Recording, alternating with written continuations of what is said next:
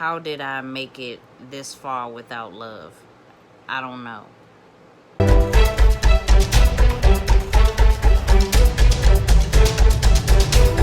What it is, what it ain't, and it's your girl Ombre Alert.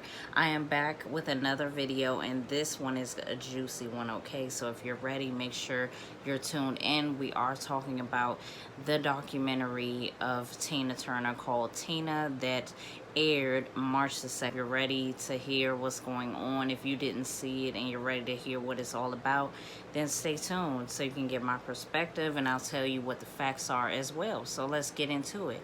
Okay, so this documentary was about Tina Turner. You know, everybody knows who Tina Turner is.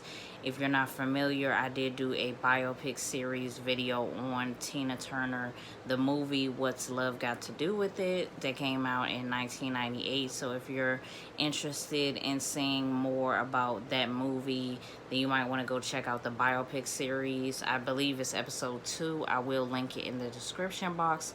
But right now, we're talking about Tina Turner and this documentary. Now, this documentary had a lot of things that we kind of knew, but also things that we didn't know about Tina Turner. So, one of the things that was interesting to find out that in the 80s, specifically in 1987, she went to People's Magazine. That was like the leading magazine of all magazines in the 80s. Someone on the documentary compared People's Magazine in the 80s to like going viral on the internet today. So that's what happened. Tina Turner went to People's Magazine and she told her story about her abuse to Ike. I do believe that some people were shocked about the abuse because she remained professional throughout her career. And I mean, to me, honestly, if you want to just, like, if we keeping it real, like, I looked at some of the pictures of her and Ike specifically, and I could just feel like the fear in the photo. Like, I could feel like she wasn't happy.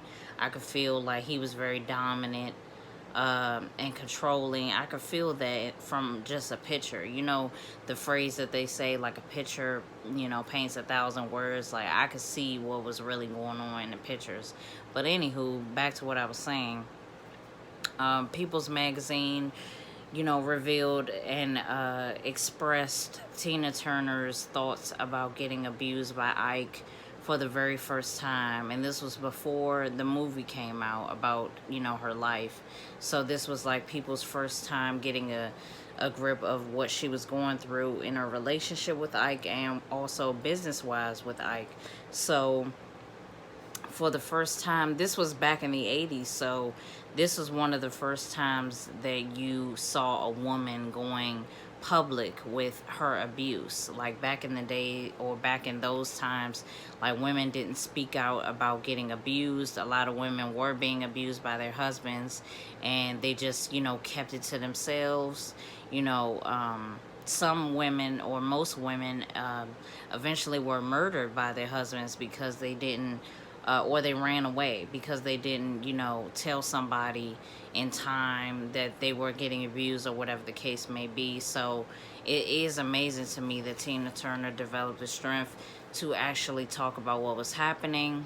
And I believe that was around the time of their separation in their marriage as well. So it was kind of liberating for her to go to People's Magazine, especially because she was such a big star, to reveal something so personal about her life, and to kind of almost, you know, to set the tone for women to come out and, you know, be victorious in talking about their adversities when it comes to relationships with men.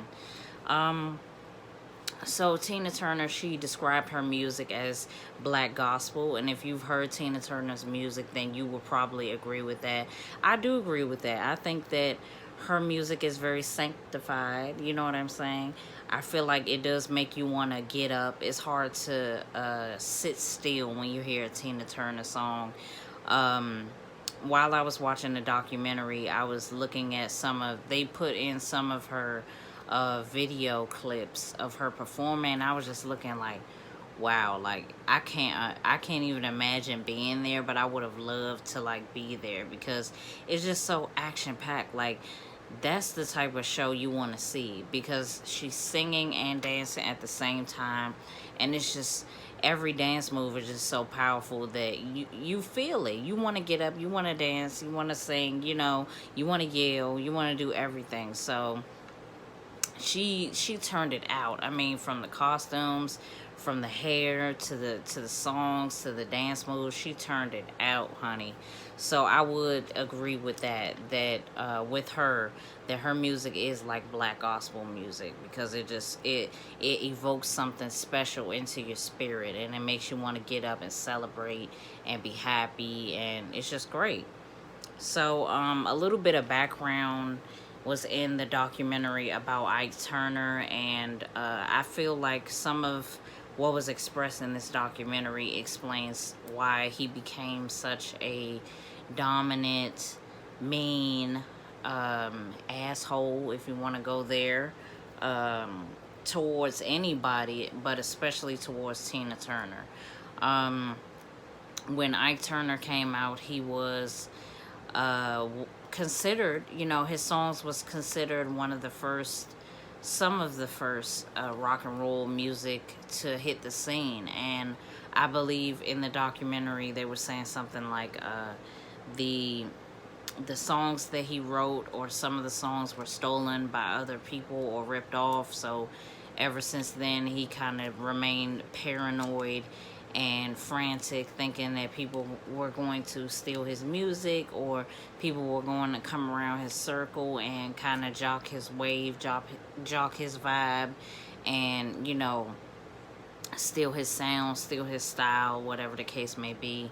So he kind of remained intense ever since that happened to him. Um, Also in the documentary, Tina Turner expressed that when she became pregnant for the first time, that was when he started to abuse her. He would beat her with coat hangers, and his son, or her son, their son together, actually talked about a time where he threw hot coffee on her and gave her third-degree burns.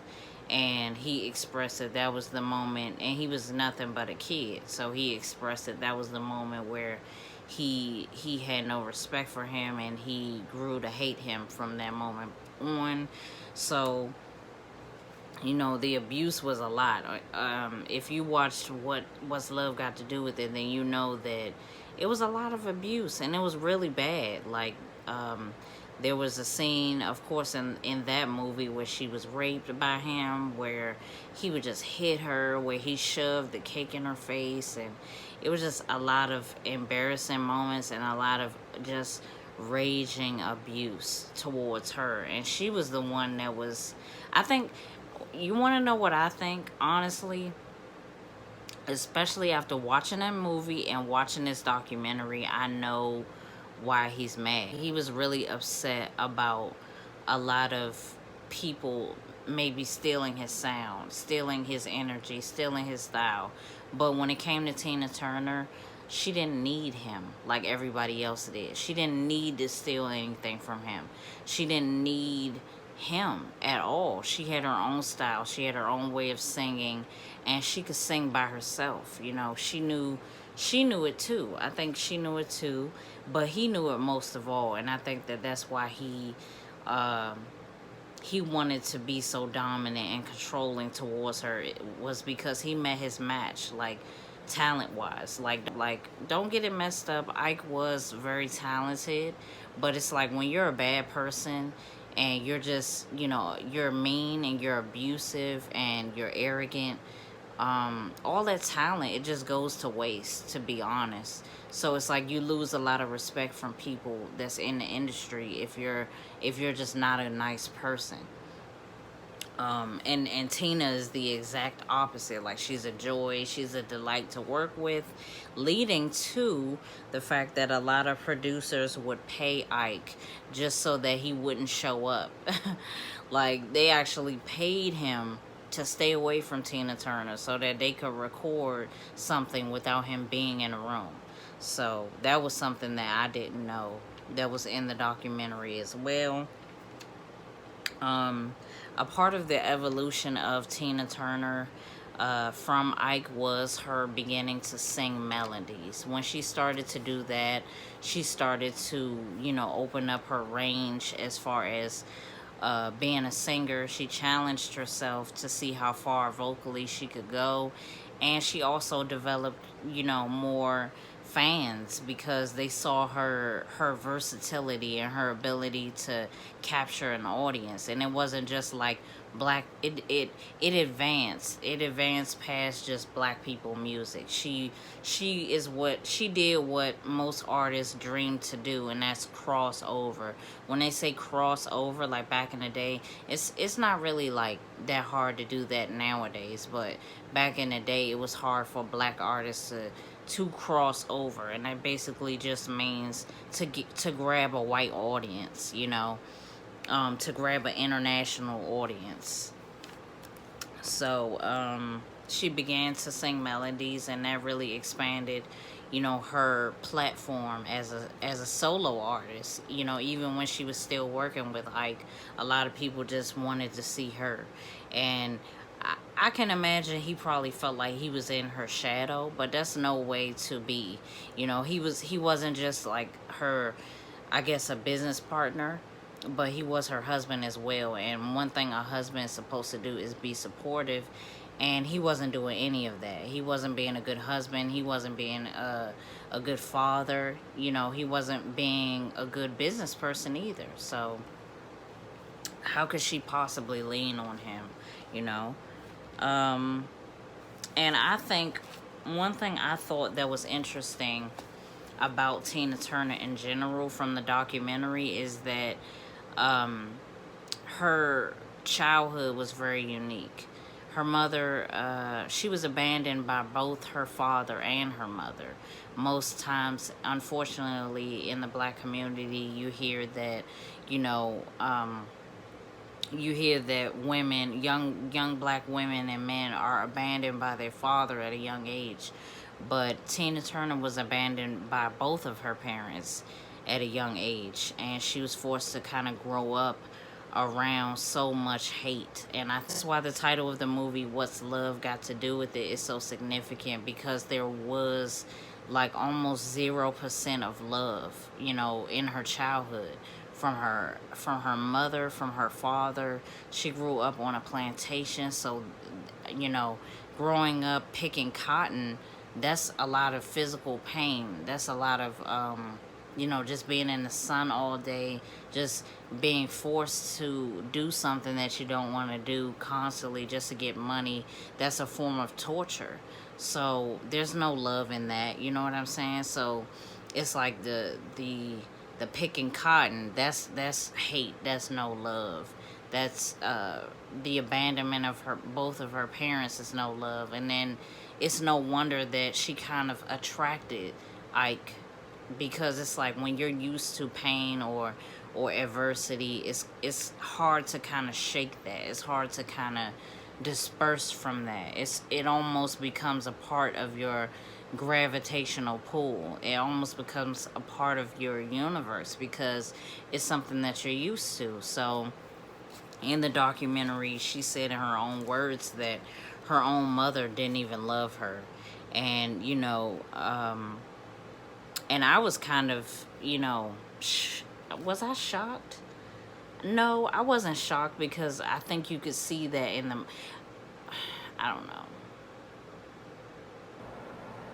I don't know if I could say I was shocked to hear that her mother, she felt like she didn't get any love from her mother. I think in the documentary also, her mother made it very clear that she thought that Tina used Ike to become successful. I don't think she thought that she could be successful on her own. So her mother, you know, credited a lot of her success to Ike. And, you know, Tina Turner, she did right by her mom. She bought her a house. She made sure she was well taken care of. But she still said, you know, my mother doesn't love me. She said, and how did I make it this far without love? I don't know. And there was an interview that her mother was doing, talking about her, and yeah, she just, I mean, even in the pictures that they took together, it just, you know, it's unfortunate because she kind of, basically was saying that she felt like her mother just really liked what she was able to do for her, and that was really it. And it's just to go through all of that childhood adversity, and then to get older and to meet such a man like Ike, and to get abused by him, and then to just finally be set free, like, oh my God. And it's like she eventually found love, which is by doing things that made her happy. She eventually found love and happiness. She did end up getting married again, to a really nice man.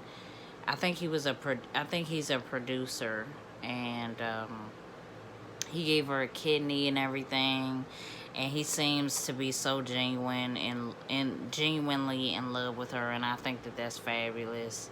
And I'm just happy that she gets a happy ending, because she deserves it. Like, she really deserves to, to know what love is, to know what happiness is, because no woman should endure so much pain without any kind of happiness. Like, no woman at all should endure such adversity, such, hardship, and not have any love. And I was just looking at the concerts, especially the last, or yeah, the ones when she went solo, and I was just like, look at all of those people. Like, are you kidding me? Like, look at all of those people, like, just infatuated and just in love with her. Like, it's crazy. It's almost like, people that are celebrities, it's almost like they have so much love to give to other people, especially people, I'm talking about celebrities that are like really talented superstars. Like, people like that have so much love to give to others, and it kind of makes you feel like, damn, because they don't have a lot of personal love. Like, their personal life isn't surrounded by love. So I'm just glad that, I'm glad that things turned around, and I'm glad that, she eventually, was able to forgive herself for making mistakes. And that is my thoughts on the Tina documentary from March the 2nd, 2021. Make sure you like, comment below, subscribe to this channel. I really want to know what you guys think about this documentary and about this video. Make sure you like, comment below, and subscribe, and I'll see you guys in the next video. Bye.